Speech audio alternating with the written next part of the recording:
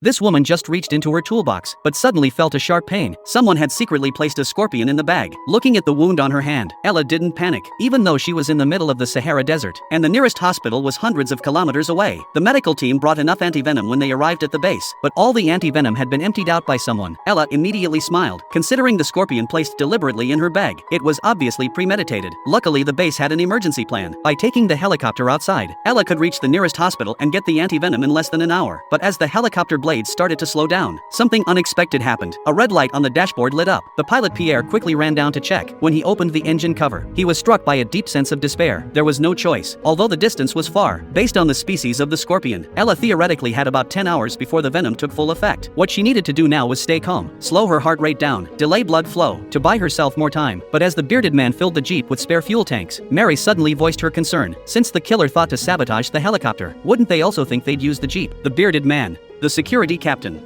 thought that made sense. He immediately told everyone to step outside, then personally inspected the jeep. But with time running out, he had no choice but to take the risk. Luckily, the vehicle was fine. The bearded man quickly called Ella to get in. To be safe, he even handed her his gun. Under everyone's worried gazes, the jeep drove toward the edge of the desert. But after driving for an hour, the car ran out of fuel. Pierre tried to comfort Ella not to worry. He joked that there was enough gas to drive to America. But when he opened the fuel cap to refuel, not a single drop came out of the tank. It had been filled with sand. He checked the remaining fuel tanks one by one. Without exception, they were all filled with sand. Pierre knew he couldn't panic. Ella was waiting for help in the front seat. He quickly contacted the bearded man at the base via radio. After explaining the situation, he hoped they could send some fuel over, but the killer had prepared far too well. There was no extra fuel left at the base. They were completely trapped in the desert. The bearded man had no choice but to relay the news to Pierre. At this point, Ella had made peace with her fate. Since the killer wanted her life so badly, they could have it. But Pierre, her boyfriend, refused to give up. He took tools from the back of the jeep, removed the tires, and started a fire in the open space, hoping the smoke would signal for help. But the medical project they were part of was highly secretive. There was no one else nearby. By that evening, Pierre returned to the base with Ella's body in his arms. He vented his anger on Lime,